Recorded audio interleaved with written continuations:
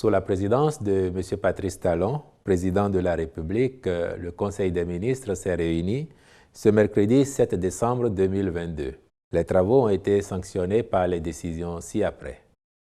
Au chapitre des mesures normatives, en point 1, transmission à l'Assemblée nationale pour examen et vote du projet de loi relatif à l'activité d'affacturage en République du Bénin.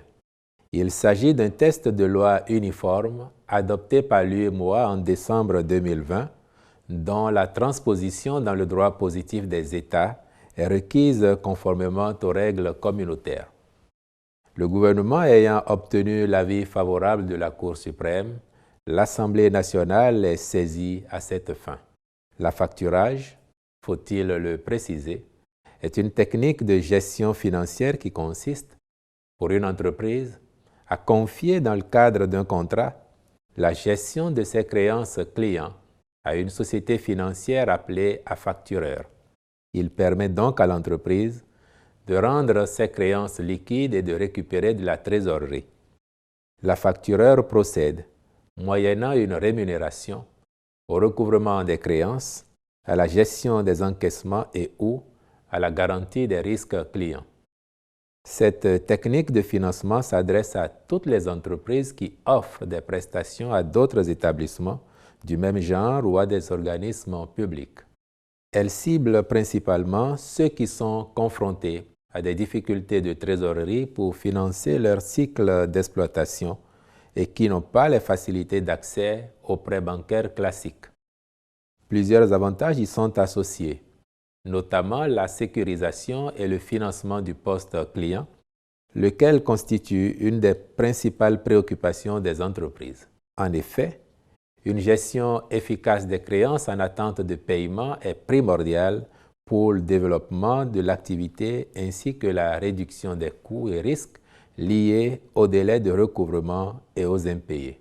En point 2, modalités d'enregistrement des projets carbone en République du Bénin. Les réformes et politiques mises en place en 2016 ont permis à notre pays d'améliorer son niveau d'émissions de gaz à effet de serre. Pour capitaliser ces acquis, il convient d'asseoir une stratégie de développement sobre en carbone qui soit en adéquation avec les efforts d'industrialisation en cours, en instaurant l'exigence de mobiliser des ressources et de réduire les coûts.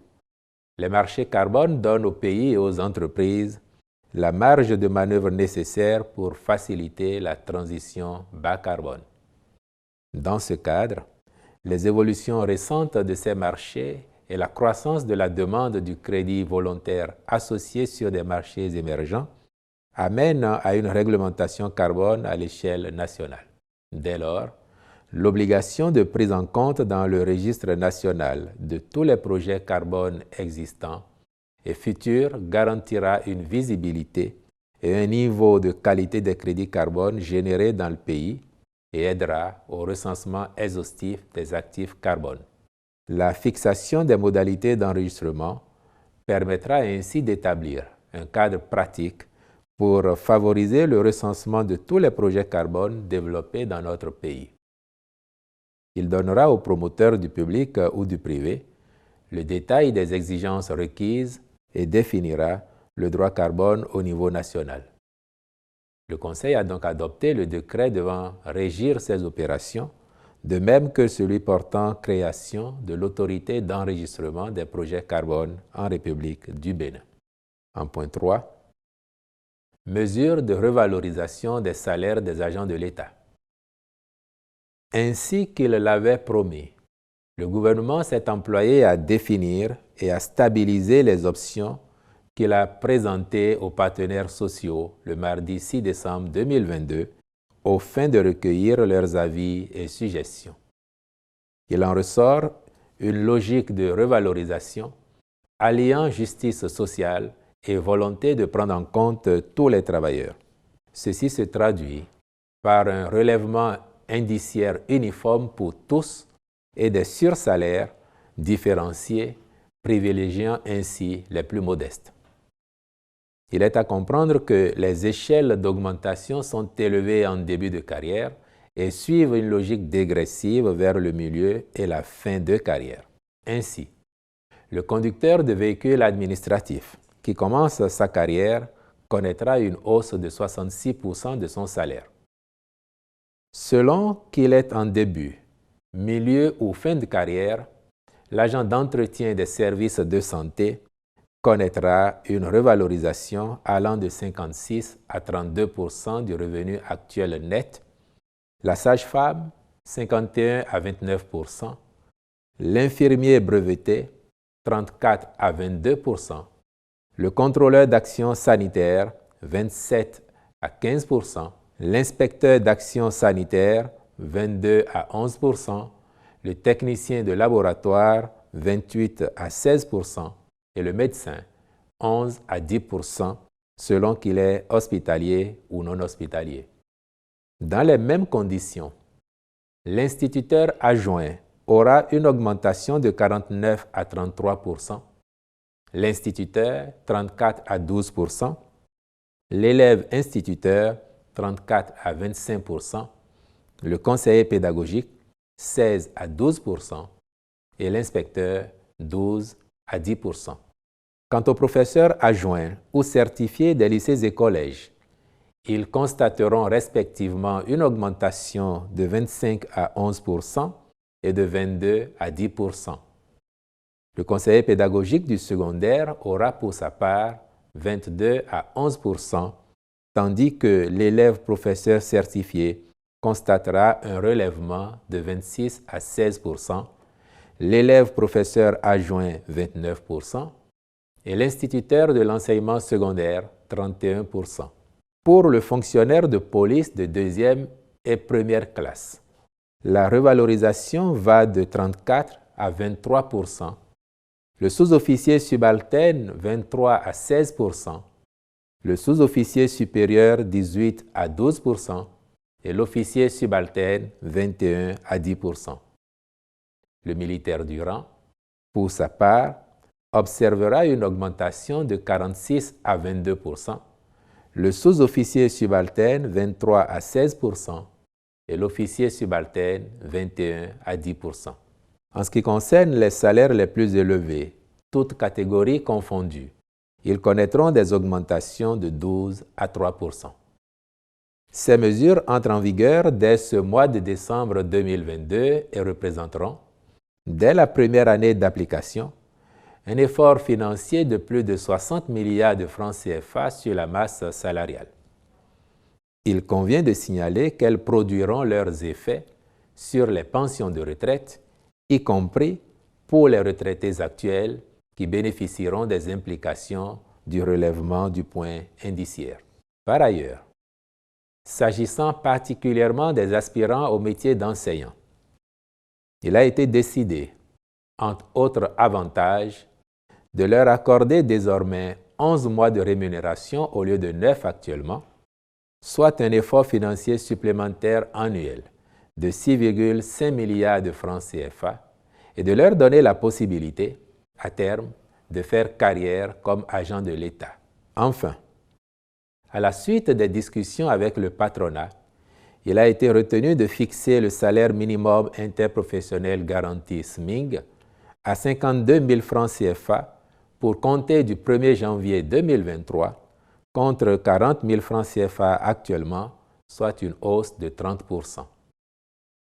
Saisissant cette occasion, le gouvernement invite le secteur privé à se pencher favorablement sur la question de revalorisation des salaires de ses employés. Ont été par ailleurs adoptés au titre des mesures normatives les décrets portant nomination de commissaires aux comptes près certaines entreprises publiques et auprès de l'Institut national de la femme, agrément de la société civile professionnelle Ganiou Adechi et Kassirat Adechi et nomination de Mme Laïdé Tayo Kassirat Adechi en qualité de notaire associé par suite de constitution de la société civile professionnelle Ganiou Adechi et Kassirat Adechi sur la charge attribuée par décret numéro 86-132 du 8 avril 1986. approbation des statuts modifiés de la Loterie nationale du Bénin, approbation des statuts de l'Observatoire de la famille, de la femme et de l'enfant.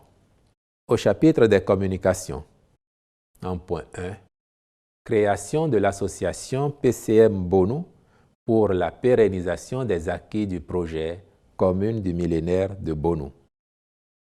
Ce modèle de gouvernance se veut un outil d'accompagnement des acteurs pour l'implémentation durable des politiques et stratégies de développement, notamment celles relatives à la transformation structurelle de l'économie des territoires.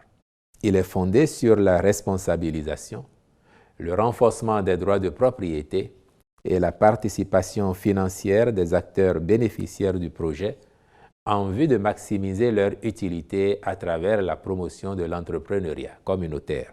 De ce fait, l'originalité du modèle réside dans sa capacité à stimuler les associations par le truchement du processus de l'économie sociale, à ne pas dépendre uniquement des dons des partenaires techniques et financiers, ni des fonds publics, mais à devenir maîtres de leur destin, autonomes dans leur façon d'acquérir ces fonds par la production et la vente de biens ou de services.